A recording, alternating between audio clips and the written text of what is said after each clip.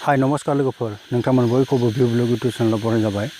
बे समाव आङो नोंथांमोननि थाखाय दासिमनि मोननैसो आपडेट लानानै फैबाय बेनि थाखाय नोंथांमोना बे भिडिअखौ जागायनायनिफ्राय जोबजासिम नायलांदो जाहाथे बे भिडिअनि गासैबो लेटेस्ट आपडेटनि मोनसेबो मिस जाया बेनि थाखाय नोंथांमोना बे भिडिअखौ जागायनायनिफ्राय जोबजासिम नायलांदो latest news update please to subscribe भिउ ब्लग इउटुब चेनेल नोंथांमोना भिउ ब्लग इउटुब चेनेलखौ सब्सक्राइब खालामना लानो हागोन जाहाथे जेब्लानो आङो बेवहाय गोदानै भिडिअ आपलोड खालामो अब्लानो बयनिख्रुइ गिबिसिन नोंथांमोना इमेलनि गेजेरजों कल हरनानै जाहाथे भिडिअखौ नायनो हायो आरो गासैबो लेटेस्ट आपडेटखौ लानो हायो बेनि थाखाय नोंथांमोना बे भिडिअखौ नायनायनि सिगां एबा नायखांनानै नोंथांमोना बेखौ सब्सक्राइब खालामनानै लानो हागोन लोगोफोर बेवहाय नोंथांमोननि थाखाय आङो नाम्बार 1 आव लानानै फैदों जे आसाम पाम्पकिन्स एक्सपर्टेड टु दुबाइ जे जोंनि आसामनिफ्राय जे दुबाइयावहाय जोङो मा खालामनाय नुदों जे जोंनि बे जोगोनार फिथाइफोरखौ जे दुबाइयाव एक्सपर्ट खालामहरनायनि खौरांखौ आङो बेवहाय नोंथांमोननि थाखाय लाबोनानै फैदों जे बेयाव जोङो नुनो मोन्दों सावगारियाव जे बे फ्लेग बिरहोनाय बे बिथाङानो जाहैबाय जोंनि आसामनि चिफ मिनिस्टार सर्बानन्द सन'वाल आरो बेजों लोगोसे साखाथियाव थानाय अतुल बरा आरो बेबायदिनो गुबुन गुबुन बिबानाव थानाय मन्त्रि मनलाफ्रा दिनै जे दुबाइयाव जे जोगोनार फिथाइखौ दैथायहरगोन बेनिनो मोनसे फ्लेग अफ खालामदों जोङो बेवहाय बेबायदि नुनो मोननाय जादों बेबायदि नुथायखौ बेवहाय नुनो मोननाय जादों दानिया मोनसे इन्टारेस्टिं लोगोफोर नाम्बार 2 आवहाय नुनो मोन्दों जोङो बेवहाय दे जे भाइरेल होननानै बुंदों जे doctor and nurse get married at hospital amid COVID-19 crisis नैबे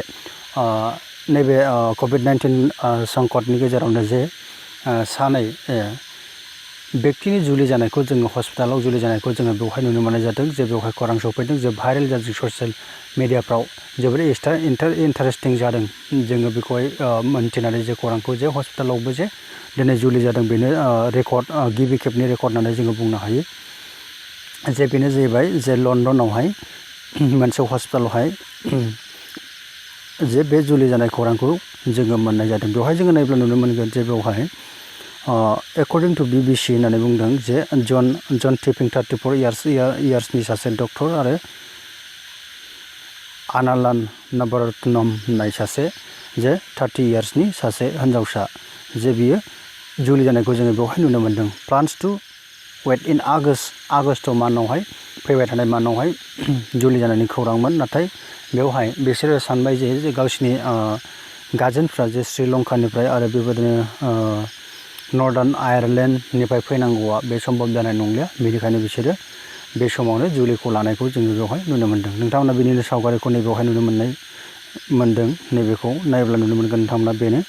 जे हौवा गोदाना नैबेनो आरो हिन्जाव गोदाना नैबेनो जोङो बेवहाय बेबादि नुनो मोननाय जादों खोब इन्टारेस्टिं बाथ्रा होननानै जोङो बुंनो हायो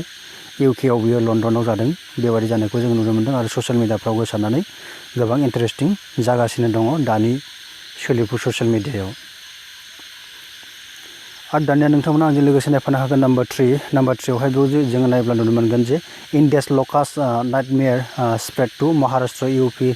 हाई एलार्ट इन पान्जाब होननानै बुंदों जे गुमा गयं फैदों होननानै जोङो गोबां ससियेल मिडियाफ्राव एबा मानसिफोरनि खुगानिफ्राय एबा निउसनिफ्राय जोङो मोनबाय थादों जे जोंनि भारत हादरावबो थारैनो बे गुमा गयंआ फैमारबाय एबा गुमारें होननानै बुङो जों जायखौहाय बियो फैबाय आरो बेबायदिनो हिमाचल प्रदेश पान्जाब मध्य प्रदेश बेबायदि जायगायावहाय गोबां दासान्दि गोसारगासिनो दं आरो गोबां आबादफोरखौ बियो मा खालामगासिनो दं बे गुमाफ्रा जानानै नस्थ' खालामगासिनो दं जोङो बेबायदिनो बेवहाय नुनो मोन्दों नोंथांमोना नायोब्ला नुनो मोनगोन बेवहायनि जे राजस्थानाव गुजरातआव मध्य प्रदेशआव हारियानायाव बेबायदिनो गोबां जायगाफ्राव गोबां हेक्टरनि आबादफोरखौ दिनै नस्थ' खालामगासिनो थानायखौ जोङो नुनो मोन्दों जोङो बेखौ फरायजाथाव सल'निफ्राय मिन्थिनो मोननाय बादिब्ला बियो साउथ आफ्रिकानिफ्राय फैदों होननानै जोङो बेखौ मोन्थिनो मोननाय जादों जोङो खोनानाय बादिब्ला बेखौ गोबां बोसोरनि सिगाङावबो बेबायदिनो गुमा गयं फैदोंमोन आरो गोबां बिदिनो नस्थ' खालामलांदोंमोन होननानै जों मोन्थिदों दा बेयाव नोंथांमोना बेनिनो सावगारिखौ बेयाव नुनो मोन्दों जे नोंथांमोना बेवहाय नायब्लानो जाबाय जे आरो बेबादि नुथायखौ नुनानै जे जोंनि इन्डियानि जे एग्रिकालचार मिनिस्टार नरेन्द्र तमर बिथांमोना जे गोबां नाजादों जे बे गुमा गयंखौ माबोरै होखारनो हागोन बेनिफ्राय जे आबाद नस्थ' खालामनायनिफ्राय जोङो बेबादि बेवहाय खौरांखौ मोननो हानाय जादों लोगोफोर दानिया जोङो बेवहाय नाम्बार 4 आव नायनि नाम्बार 4 नोंथांमोना आंजों लोगोसे नायफानो हागोन बेवहाय डनाल्ड ट्राम्प टुइट्स डिसक्राइबिं कर'ना virus as a very bad gift होननानै बुंदों जे आमेरिकानि USA नि प्रेसिडेन्ट जे डनाल्ड ट्राम्प बिथाङा टुइट खालामनो हादों गावनि टुइटार एकाउन्टआव जे कर'ना भाइरासआ जाहैबाय मोनसे चाइनानि मोनसे गिदिर माने गाज्रि रोखोमनि बेड गिफ्ट होननानै बुंदों बेखौहाय जे बेवहाय बिथाङा हमदांनो हादों जे गावनि माबायाव जे आमेरिकायाव दिनै बे कर'ना भाइरासजों सुबुंनि थैनायनि अनजिमाया 1 लाखनिख्रुइबो बांसिन जाहैबाय 1,49,000 सामथिं बेबादि जाहैबाय दै बेबादि एसेबां सुबुं अनजिमा थैनायखौ नुनानै दिनै दुखु फोरमायदों जे आमेरिकानि प्रेसिडेन्टआ जे बियो मोनसे चाइनानि गिदिर माने गाज्रि रोखोमनि गिफ्ट होननानै बुंदों जे चाइनानिफ्राय फैदों हिसाबै बेखौ दिनै चाइनानि गिफ्ट होननानै आमेरिकानि प्रेसिडेन्टआ दिनै गावनि टुइटार एकाउन्टआवहाय बुंनानै होदों जोङो बेयाव नायोब्ला नुनो मोनगोन नै from China US President Donald Trump on Thursday called coronavirus a very big gift from China as he marked the milestone of 1 lakh US death from the pandemic with Twitter post होननानै बुंदों a day after the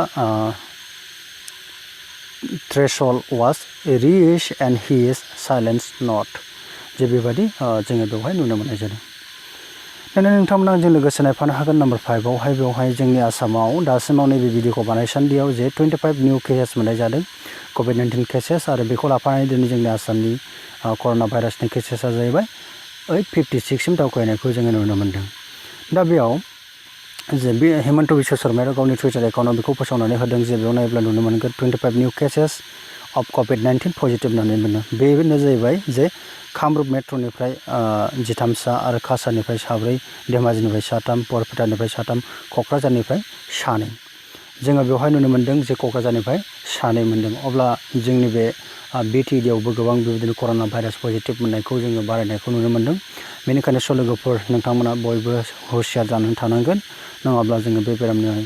सानसे बाहागो जानो हागौ बेनिखायनो जोङो हुसियार जानानै थानांगोन जोङो बेबादि नायोब्ला दिनै जोंनि आसामनि कर'ना भाइरासनि स्टेटासखौ दासिमाव नैबे भिडिअखौ बानायसान्दियाव दासिम पजिटिभ मोननाया जाहैबाय 856 आरो डिसचार्ज जाबाय 87 आरो एक्टिभ जानानै दं 762 डेथ जाबाय 4 आरो माइग्रेट खालामबाय 3 सुबुंखौ जोङो बेबादि नुनो मोननाय जादों दानि नोंथांमोना जों लोगोसे नायफानो हागोन बेवहाय कर'ना स्टेटास अफ इन्डिया जे जोंनि भारत हादराव माबादि जानानै दं दासिमाव केसेस मोननाय जाबाय 1,58,333 आरो दासिमाव एक्टिभ जानानै दं 86,110 आरो रिकभारि जाबाय 67,692 आरो थैनायनि अनजिमाया 4,531 सिम जाहैनायखौ जोङो दिनै नुनो मोननाय जादों लोगोफोर दानो नोंथांमोना जों लोगोसे नायनो हागोन बेवहाय number 7 corona status of world जे बुहुमाव दासिमाव नैबे भिडिअखौ बानायसान्दियाव माबादि स्टेटास जानानै दं जोङो बेखौ नायनि बेयाव जोङो नायोब्ला नुनो मोनगोन दासिम केसेस मोननाय जाबाय 57,22,054 आरो एक्टिभ जानानै दं दासिमाव 29,91,690 आरो रिकभारि जाबाय 23,74,096 आरो थैनानै दं जे थैबाय जे दुलाराय मुलुगाव 3,56,268 जोङो बेबादि थैनायखौ नुनो मोननाय जादों अब्ला दिनैनि लेटेस्ट आपडेटआ बेखिनियावनोमोन लोगोफोर नोंथांमोना जुदि भिडिअखौ नायनानै मोजां मोनदोंब्ला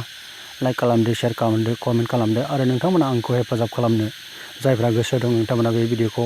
हानायमानि नोंथांमोननि फेसबुक ग्रुप एबा वाट्सएप ग्रुपफ्राव शेयार खालाम जाहाथे बै बिथांमोनाबो बे भिडिअखौ नायखांनायनि उनाव गासैबो लेटेस्ट आपडेट इनफरमेसनखौ लानो हायो बेनि थाखायनो नोंथांमोना बे भिडिअखौ शेयार खालामनानै हो लोगोफोर बे भिडिअखौ नायनो थाखाय नोंथांमोन बयनिसिमबो थैंक इउ बाय बाय